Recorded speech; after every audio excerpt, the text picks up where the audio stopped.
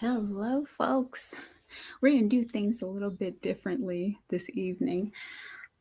There were some events that went down last night that you may or may not have heard about. The proverbial slap heard around the world. It was something that I felt was very important to talk about. And so I ended up making a video on that. That took some time. It took time away from this review. So we're going to do things live. Feel free to come in and put some chats in, do some commenting afterwards. I'll definitely be looking, but we'll hop right into the Raw Talk review from March 21st. I hope you all are excited for WrestleMania, even if you might not be quite as excited as I am. Be on the lookout for a lot more videos this week since it is the run up to WrestleMania, including my predictions for WrestleMania. See who's gonna come out on top. But yeah, they start with the utter shock and disappointment of the Chicago audience. They're expecting Stone Cold Steve Austin to come out. And instead, they get Kevin Owens, peeling bald cap, unstrapping knee braces, everything falling apart, all of that.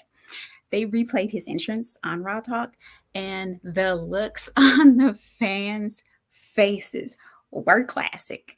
Hands on heads, phones out, just the disappointment. Oh, it was so sad. It was awful and lovely all at once. And I totally bought into it. I thought he was there. I bought into it the first time. And then he did it again during his promo. And I still fell for it. But they give us more replay. This time it was from RK Bros match with the former Raw Tag Team Champions, the Alpha Academy. It was great to see Riddle hit Bro Derek on Chad Gable and actually win. He gets worked over a lot, and he still kind of did afterwards because he took from the Heaven's Frog Splash after the match. Kevin Patrick was interviewing them, and they were a lot more intense. They were kind of this focused version of the hype that we usually get. Montez Ford keeps saying, we're going to the ship, we're going to the ship. I'll be honest, I didn't have any idea what that meant. But Angelo Dawkins has this amazing line. He talks about how long they've been wanting this and how they're the dean's office and the Alpha Academy's 4.0. It's fraudulent. So now they're on academic probation. It was the best line I've heard on Raw Talk in quite a while. He talks about them living by the 4 words. These folks, what can I say? They want the smoke. You know them. And I'm digging this deliberate change in demeanor. It makes the titles feel a lot more important. Hall of Famer JBL says each of the tag teams are making each other better. They understand how big of a deal this actually is. He gives the advantage to RK Bro, but gives Chad Gable credit for bringing this monster that we see now out of Otis. I'm sorry. Forgive me for not using his official title, 4-point Otis. But there's a commercial break, and when they come back, they go into Becky Lynch's promo about her not being beaten for her title once she left, and how badly she wanted that championship back. Wasn't necessarily the most important part for me. She paraphrases Mark 8:36. What does it profit a man to gain the world and lose his soul? And she says this line, she gives us reference a couple of times in her promo.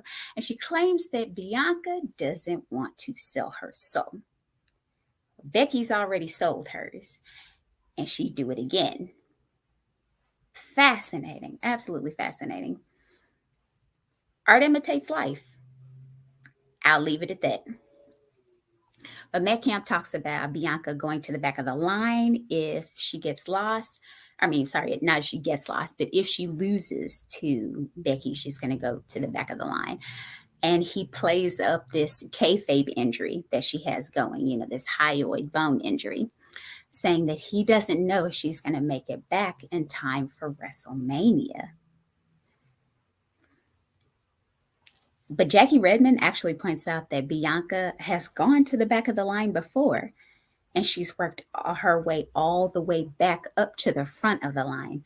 And props to her for making it sound like it's a long line, because it's not. But then they discuss Queen Zelina and Carmella trolling the WWE Universe, the other tag teams in the women's tag team picture. Sarah Schreiber has Carmella and Zelina, and she asks about them being back on the same page after it looked like they were about to split. It's a totally different story from last week. They are complimenting each other. Carmella on Queen Zelina driving her royal scepter into Rhea's back. Queen Zelina on Carmella throwing Natalya into the stairs. But Carmella had to ask, of course, because she needs attention. And then she starts, like showing off her bicep and everything. But Sarah Schreiber follows up with a question about their focus going into WrestleMania. And Zelina quips, "This is all we care about. Of course we're focused. Did you see us out there?" Carmella wants champagne, and they go off together to celebrate. No mention of rings, weddings, or Corey Graves, so it sounds like they're back on track. We'll see where the story heads tonight since it's WrestleMania Raw. They do another set of ads. Prior to that, they announced the next guest, and I was nothing short of delighted. I'm not going to say who it was just yet, though. We see a clip from the main event. That was Seth Rollins' last chance to get a WrestleMania match. I stick to my comments from last week's Raw Talk review. They are actively making Seth Rollins' character stupid in order to keep up the buzz with Cody Rhodes. And it's a little bit sad to me because this story could be so much better than him just trying to take over other people's matches to get his moment. But that absolute meltdown he had at the end of the show, and like after Edge cost him that victory against AJ Styles and his chance to face Edge at WrestleMania, love it. Yeah, he's tearing apart their ring ropes. He's destroying tables, tearing up metal stairs, barricades, screaming at the top of his lungs to the WWE Universe at the top. I kid you not, at the top of his lungs. But he vows that Raw tonight is not going to happen unless he gets his WrestleMania moment. I will say this. It does at least leave the door open down the road for a renewal of the Edge Rollins feud. That's something he can beat over Edge a little bit. And I enjoyed it late last year. So, a little bit longer, not right now, but a little bit further down the road, I wouldn't mind seeing that reprieved. So next, there's replay of Finn Balor beating down Austin Theory and Pat McAfee. And Pat McAfee, well, he's not beating him down. They show Austin Theory getting beat down by Finn Balor and Pat McAfee living vicariously through Balor. And he's doing this from the commentary table. But he gets up and distracts Theory to allow the U.S. champion to win. So Redmond suggests a little picture-in-picture with Mr. McMahon reacting as McAfee and Balor are going off after all these shenanigans. I'm in. Heck yeah. Anytime that these two are on screen together, Austin Theory and Pat McAfee, yeah, do picture-in-picture with Vince McMahon. All we need is like the red face and, putting his hands through his hair or something along those lines. I'm all in. But Pat McAfee is actually with Sarah Schreiber on Raw Talk. He says it's his first time under the red brand, and he gives us this enthusiasm over it being his lifelong dream to be there. He notes Finn Balor's 10-pack, calls him the most handsome man on the planet, and he got to see him beat the dog crap out of Austin Theory. Pat McAfee speaks on a lot of absolutes, but it's pro wrestling. Everything's always the most amazing thing or the worst thing that you've ever seen. But Sarah Schreiber asks him about being in Austin Theory's head. Pat says, how could he not be? You know, he's just kind of a lowly commentator, but Austin Theory comes and smacks him in the mouth, does it a second week. And McAfee's like, hey, my parents would be ashamed if somebody smacked me in the mouth twice and I didn't do anything about it. And that's when he started throwing bombs, in his words. He's been working to get in the best shape of his life and forget Austin Theory. They go back to JBL for his thoughts. He has a man crush on Pat McAfee. I'm completely convinced. He talks him up some more, even more than last week, this time focusing on his kind of financial success and his $30 million fortune. I'm going to make a list, though, of some horribly overused questions in these interviews. There are so many of them. They are not allowed to ask these anymore. One of them would be, you know, what's your plan for handling this opponent? Are you in their head right now? Are you excited for this match? Those are three that should never, ever be asked again. But my rating is 4 out of 5. It was better than last week, at least. The Street Profits can consistently be counted on for quotable lines. This night was no different. Carmella and Queen Zelina gave us the best in trolling vibes.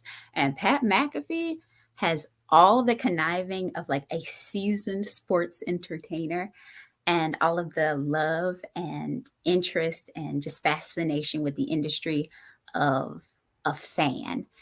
And that combination is something that's really great to see.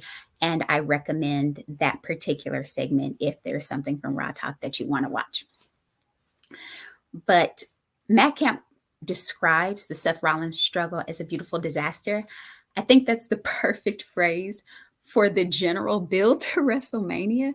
It's been a mess. But I've still loved witnessing the car crash, and I'm excited about it. I'm excited for WrestleMania. What about you all? Let me know in the comments all of your thoughts about WrestleMania, favorite matches, things you never want to see again after this, things you never want to see before this, all of those sorts of things. Let me know about Will and Jada. I'm going to put a link to the video in the description here or in a pinned comment since this is a stream. And yeah, go and check that video out, see what I thought about Will's actions at the Oscars. I hope that you all enjoy Raw tonight, and I'll talk to you soon.